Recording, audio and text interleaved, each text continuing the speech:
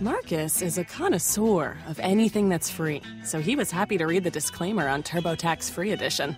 Roughly 37% of taxpayers qualify. Form 1040 and limited credits only. See how at TurboTax.com.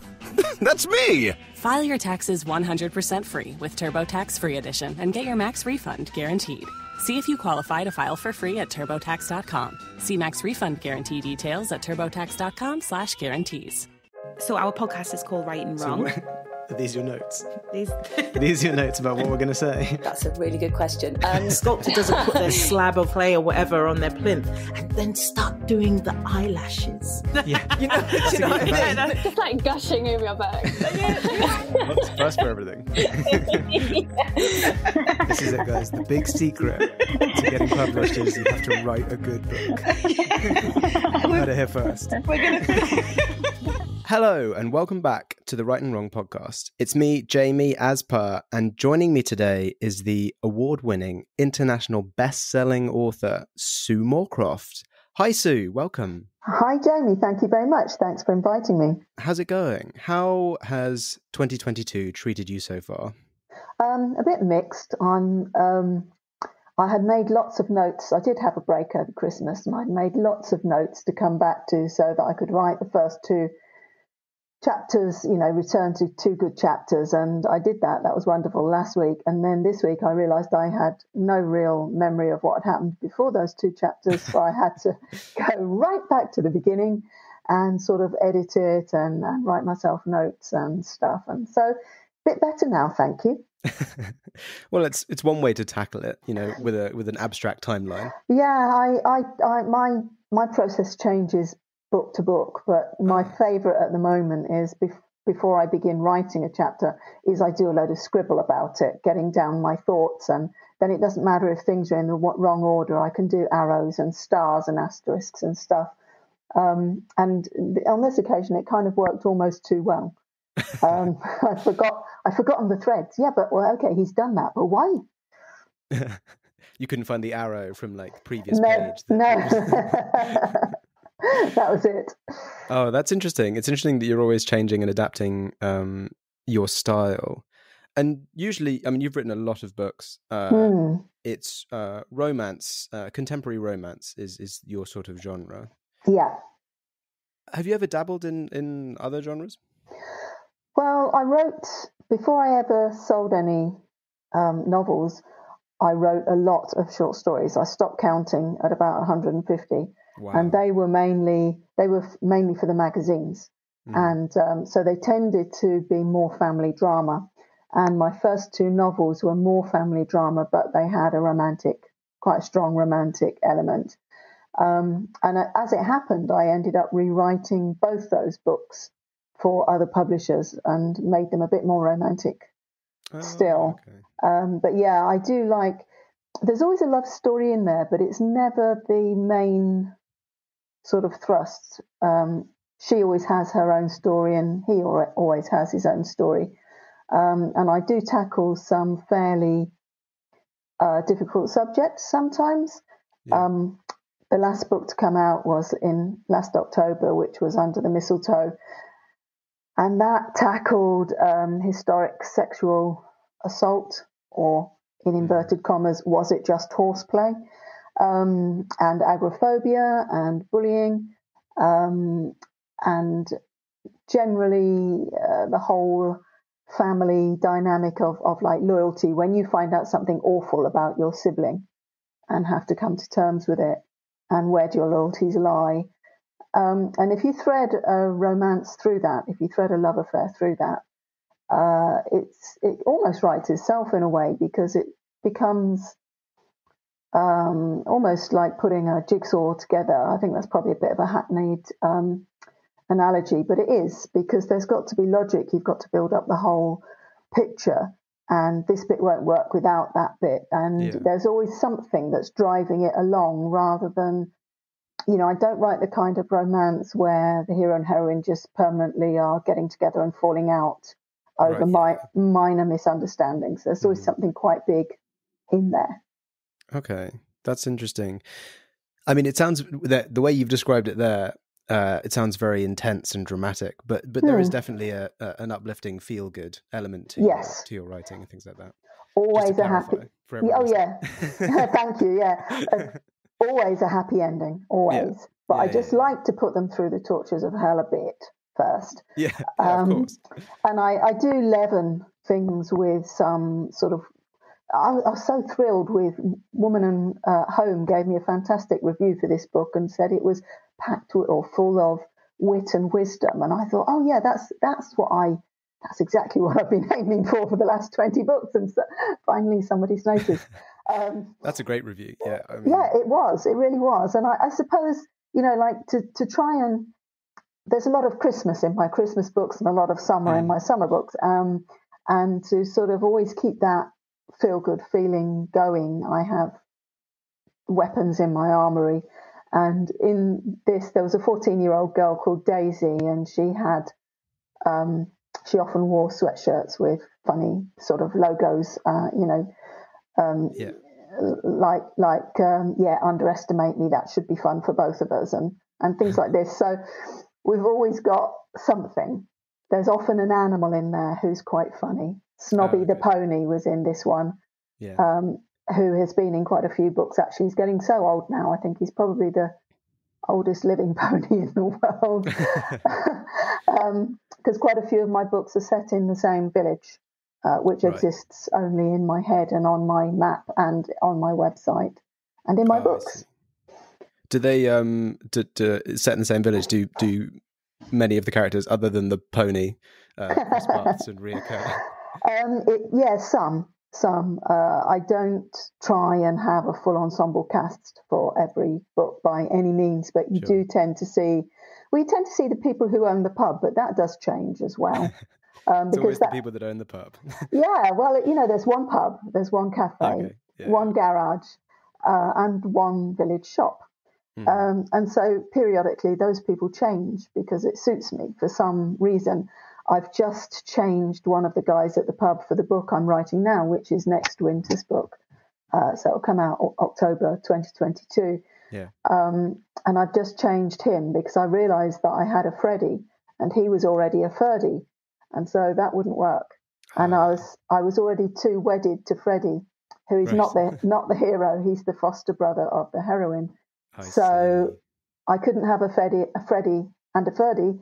So I sent Ferdy off to pastures new and got a new. Yes, because his co-manager met somebody else basically and wanted to work with him. So that's the reason sometimes that people change, is plot points. That's cool. I really like you have this sort of this imaginary ecosystem, this world, which sort of grows and evolves and changes. And I'm assuming it's not necessarily relevant to know and be very au fait with the world and who runs the pub and things like that. But it's a nice touch for people who are reading all the books and they say, oh, there's that person who was in the other one. And that's it. Tidbits, It's a bit like I describe it as Midsummer Murders without the murders. But I always wondered why anyone would ever live in Midsummer when everyone's getting murdered. Yeah, that's right. Well, it's much nicer in my village, which is called Middledip, because lots of people fall in love. And have happy endings, so that's much better. But you do just see these. There's a guy called Gabe who is a retired bank manager, has never cut his hair since he left the bank, and he lives in the small holding, and it's his pony.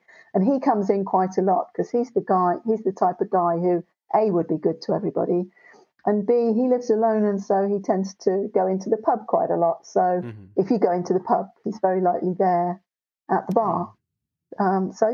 These things, they amuse me, and my brother helps me. He's retired and he helps me keep what we call the Middledip Bible and keep some of the continuity. So he runs a spreadsheet for me, so I know who's been in which book and how old they are.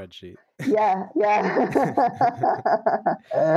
So you mentioned that you're working on next October's book, which will be another sort of festive winter Christmassy. That's called A White Christmas on Winter Street. Very nice. So how many Christmas books have you written at this point?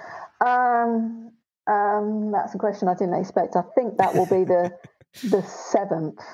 The seventh. I think that, yeah. And so I do a summer book, a winter book each year. So the next book that comes out is called Summer at the French Cafe, and that comes out on May 12th. And that's set in my favourite region of France. You won't be surprised to hear it's set in France, will you? Which is Alsace.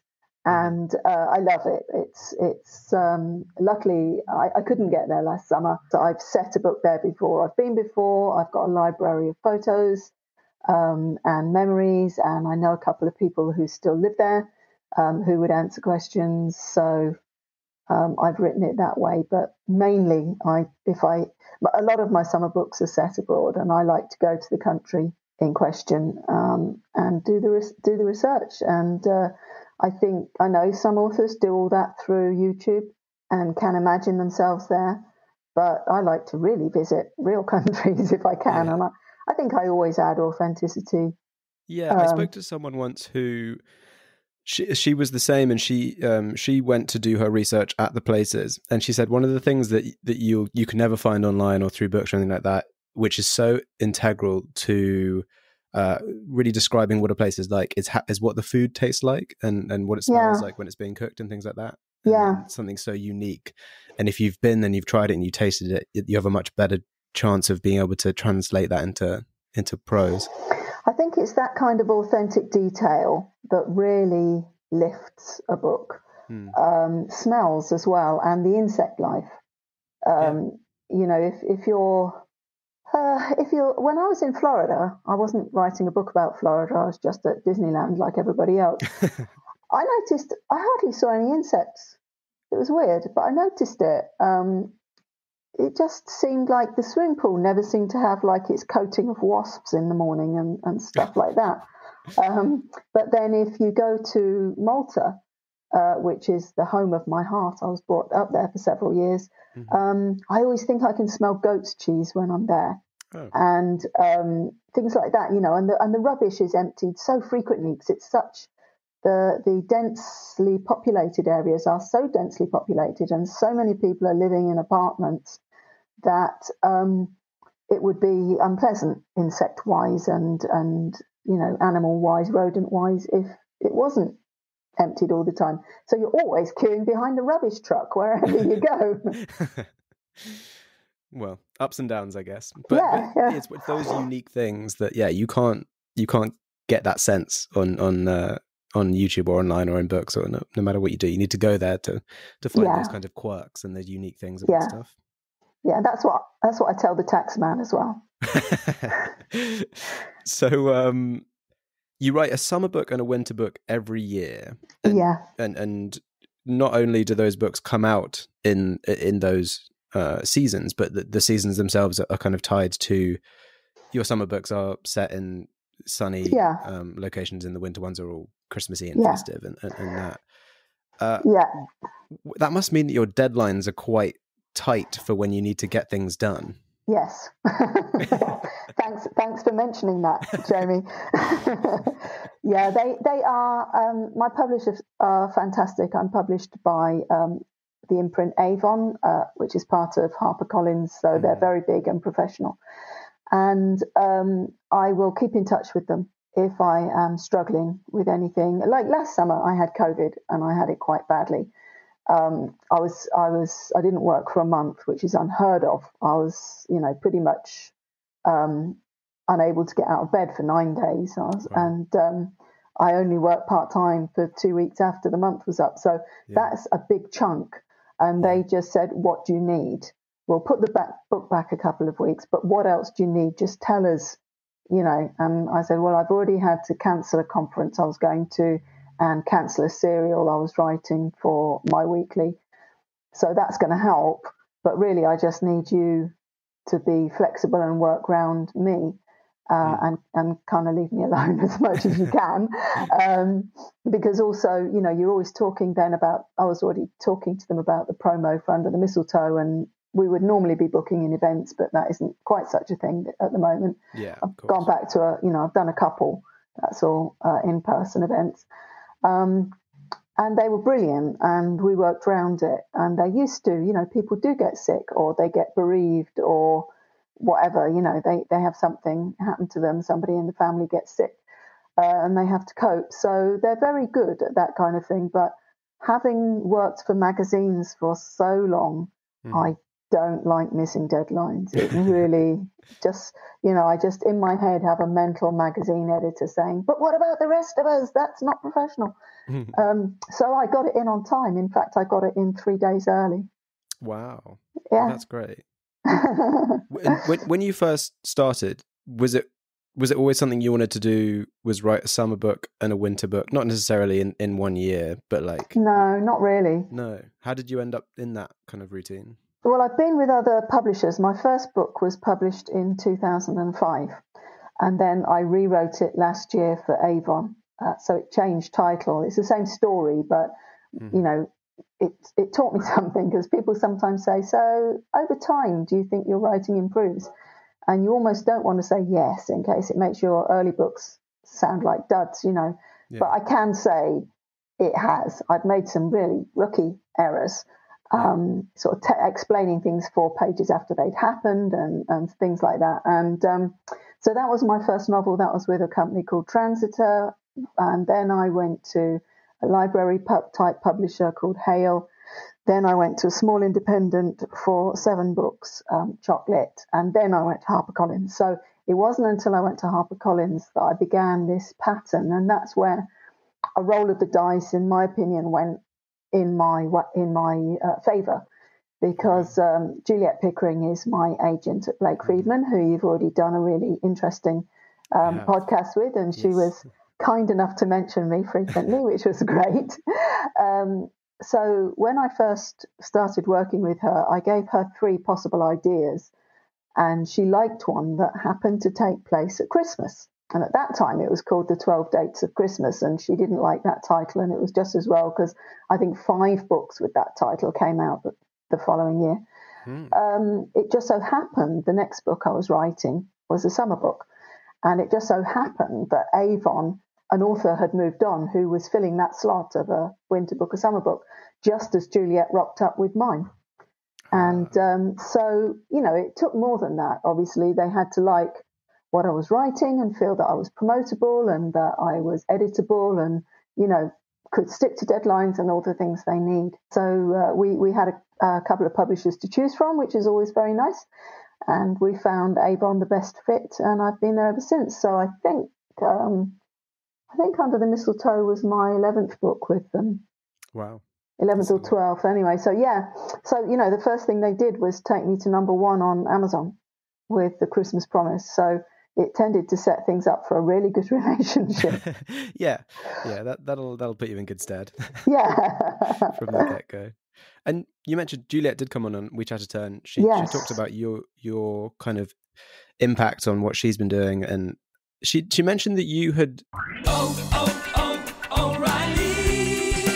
You need parts? O'Reilly Auto Parts has parts. Need them fast? We've got fast. No matter what you need, we have thousands of professional parts people doing their part to make sure you have it. Product availability. Just one part that makes O'Reilly stand apart. The professional parts people. O'Reilly Auto Parts. As you said, you'd been with a few other publishers. I think you'd had a different agent beforehand. I had, yes. And then you sort of taken a break from the industry for a bit before meeting Juliet. What happened then? It wasn't a break from the industry. It was a break from having an agent. Okay, right. I lost my son very unexpectedly. Oh, I'm sorry. And thank you. And I didn't think I'd ever write another novel. Oddly, I finished the novel I was writing and I've never opened the file again. But again, I think that was just that must hit the deadline sort of, attitude. And so I did other things. I wrote a lot of short stories and serials, and I got commissioned, or I had the offer of a commission to write a writing guide about writing romantic fiction. And I was also teaching romantic fiction, teaching all kinds of stuff for the London School of Journalism and writing some courses for them, and also for Writers' News Home Study. And somebody got me into university and I was teaching there, all of which amused me because I don't have a teaching qualification at all. So I think I'm meant to call it tutoring And this made me think, and I'd never had a really good result with my past agent. She's a great agent, big London agent, big London agency, but we just never quite made it work. We got quite close. And so I went and saw her and said, I think I would like to leave your flock because I don't think I'm going to write novels anymore. And she didn't agree with me. She thought I would write novels. And I had two that she hadn't been able to sell, but we'd really got like this close, Yeah. And so we reached an agreement what would happen if I was able to sell them myself. And that did come to pass. And then I rewrote the Hale book for the new publisher. And then sort of contract on the table, I discovered I could write novels again. But that was what Juliet referred to as the break, really. So then I stayed with Chocolate, and altogether I did 7 books with them anyway. And I just felt like they weren't big enough to get me the next big stride, which was into supermarkets, which is highly competitive. So I actually originally contacted Juliet's colleague, Carol Blake, who's sadly no longer with us. And she said she couldn't represent me, but she'd shown what I did to Juliet, and Juliet would like to talk to me. And it just went from there, really. And we've been, she's gold dust to me. She's really excellent, she is, she's great. So that was it. Yeah. Well, no, it's interesting. It's always interesting to see, because there's a lot of, I mean, everyone in publishing, no matter whether they're writing or they're working in the industry around it, has such a unique story with ups and downs, twists and turns. Like it's one of those industries where there's not really a set, clear path. I agree. Yeah. So it's interesting to know. But what is also very nice about it is I don't need a degree in order to be successful at it. Indeed. And one of the other wonderful things I find about writing is, I've interviewed authors on this podcast, from like early 20s through to mid 50s, and debut novelists, no matter what age you are, it's never too late to be writing your first novel. That's one of the things I love so much about writing and books and things like that. I agree. Yeah, I really do. I mean, particularly age can be an advantage in some. Yeah. In some, if you write sagas and historical, well, perhaps not so much historical. You'd have to live a long time. But I used to be friends. Yeah, I used to be friends with a novelist who said to me, she said to her publisher, "I think I'd like to write a Second World War book. How do you feel about it?" And they said, "Well, do you feel up to doing the research?" Because she had some, long-term degenerative illness. And she said, "I don't have to do the research, darling. I lived through it." And they went, "Oh." It's a great industry. And speaking of, the veterans of the industry and the newer generation, and you have written courses and guides and taught at the School of Journalism. What advice would you give to people who are just thinking about picking up a pen, or perhaps they are looking to reach out, start sending their work out to agents and publishers? Well, do you mind if I do 2 or 3 like bullet points? You can do as many as you want to. Okay, I could be here for a long time. I have written a lot of words on this subject. Well, I think the most important thing is to persist. Mm-hmm. It didn't happen for me overnight. It took me 30 goes to sell a short story, and then let's see, it was 20 years between selling my first short story and being number 1 on Kindle. So. And making a proper living at it. So you do have to hang in there sometimes. Yeah. Educate yourself, and that doesn't mean you've got to do a creative writing degree. I haven't got one, as I just mentioned. But however you learn best, whether that's classes, online courses, reading books about it, going to a group, whatever it is, do it and keep educating yourself. There are free newsletters from places like The Bookseller that tells you all about who's moving around in the publishing world and what genres are doing well and what awards are available sometimes. Learn about publishing as well as writing is one of my favourites, because too many people do what you just hinted at. and write the book and then have no idea what to do next. Yeah. So that's it must be, incredibly demoralizing, and grow another skin, because unfortunately rejection is part of any creative industry. In my experience, I have friends who are dancers and actors and singers, and it's exactly the same for them. You don't get every gig you go for, and even when you do, sometimes it's not a success. I also found it very helpful to have a spouse who had a regular income. I could see how that could be useful. Yeah. But don't let that put you off, anybody, if you don't have that. Because now what goes around comes around, and he's retired and I'm the main breadwinner. So there you go. It's only fair, right? It's only fair. Yes, absolutely. Amazing. That's really great advice. And I often ask people what advice they would give. And when it comes to writing, so much of the time, it's just like advice that you can apply to most aspects of your life as well. Yeah. And I've always found that about writing. And some of my friends have started getting into writing, or like people I know. And I always say, just try it, because if for nothing else, it's just a very like cathartic thing. Well, for me at least. And it's sort of really good for my mental health in some ways. You just get your kind of emotions and feelings down on the page. Yeah, and it gives you, in the, particularly the first part of lockdown where everything was being cancelled, including, holidays abroad, writing retreat abroad and stuff like that. It gave me somewhere to escape. And in Middle Dip, or wherever you are in my books, people can still hug, kiss, go to the pub, only dentists and doctors wear masks and like that. So it's been a real escape that way. And some people will only ever write for themselves. I hate to use the word hobby. It sounds so patronizing, but write for their own pleasure. And I think that's perfectly valid. Other things we do for our own pleasure cost so much more than a pad and pen. If you wanted to learn to skydive or scuba dive, it's going to cost you a fortune. Yeah, exactly. And it's one of those things that people often, I've heard like said around a lot when you mention, I'm a writer, or this, that, the other.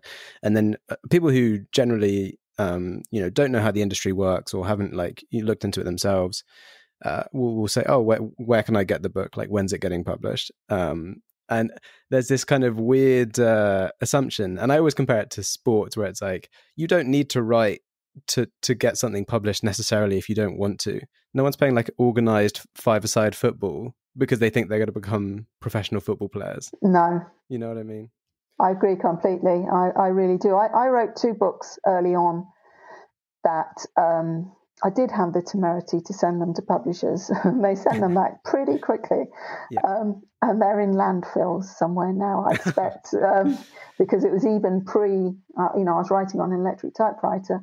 And but those 2 books, I had a certain amount of time because my youngest went to nursery, so that was like 4 hours a week. And one night a week, my husband went out, so I sort of kidded the kids they wanted to go to bed early, and that was my writing time. Those 2 blocks of 4 hours basically a week. Yeah. And I have never enjoyed writing anything more. I had no idea that what I was doing wrong. And it was a lot that I was doing wrong in terms of putting together a story. I was almost writing down my daydreams.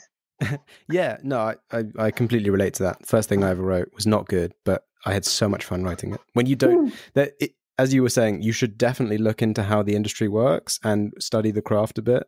But there's definitely a magic to writing when you are in complete isolation and you don't know all these things. Yeah. I was in a conversation on Facebook the other day where authors were saying how anxious they get about sales figures, which, I'm with them there. That's my living right there in sales figures. But I said, but whatever job I did, I'd be anxious about performance and results, surely. Yeah. I wouldn't be just going, there we go, I've lost that client's money. That's fine. It was his money, not mine.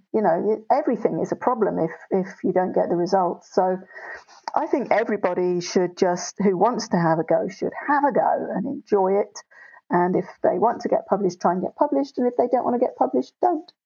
Yeah.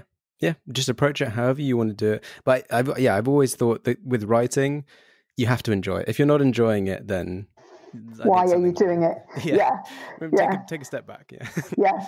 There are times, when you do have a contract, there are times when, like last week, well, this week really. What day is it? Monday, last week. Sorry for everybody listening. It's not Monday. It's whatever day Jamie puts this out. So last week, I the book turned to treacle. It really did. But I know how to. I have a number of strategies to get it going again. But it wasn't really an option to do nothing for the week and just wait for inspiration to strike. Yeah. So that is the difference, particularly if you are writing, quite a lot of words a year.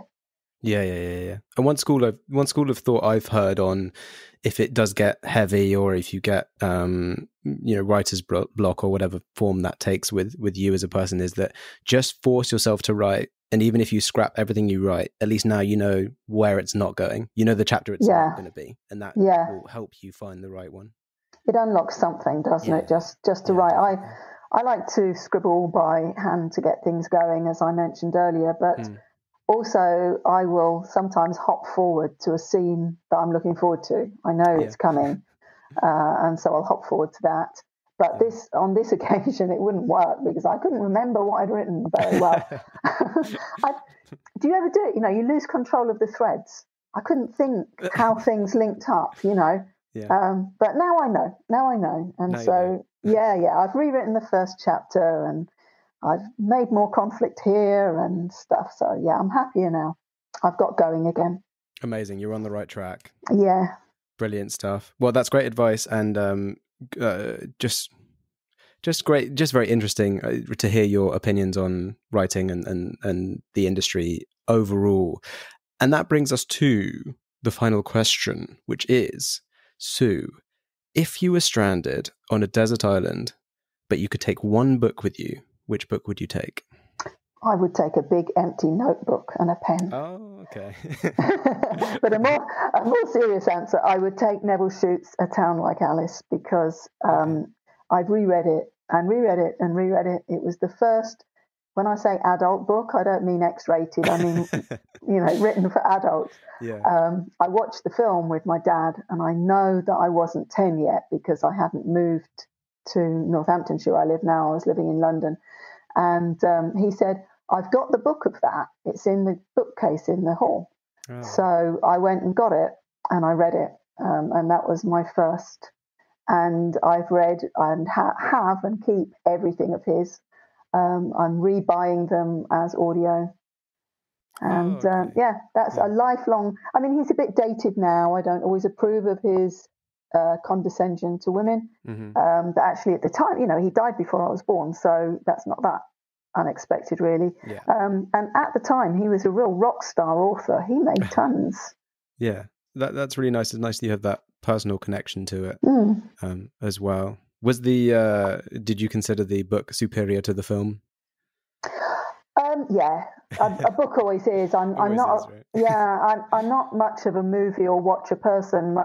All my watching really is takes the form of Formula One because I'm a mad addict. Oh, okay. And documentaries. I'm not. Yeah. I love fiction in my reading matter, but in my watching matter, not so much. I'm always trying to rewrite it, I think, or I annoy my husband by saying, if he's watching a film, oh, well, if he said this, then that will happen. How do you know that? Well, he didn't say it for no reason. You don't put something in there for no reason in fiction. Yeah, exactly. It's all got to hang together. So, so I get a bit ahead of them with movies. But, that is a fantastic book.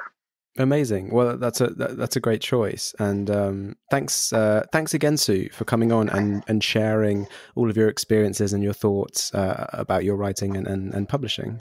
It's been my absolute pleasure. Thank you for inviting me. And for everyone listening, if you want to keep up with everything that Sue's doing, or just have a look at everything that she has written and created, you can head over to her website, SueMoorcroft.com. You can follow her on Twitter at Sue Moorcroft, or on Instagram and Facebook at Sue Moorcroft Author.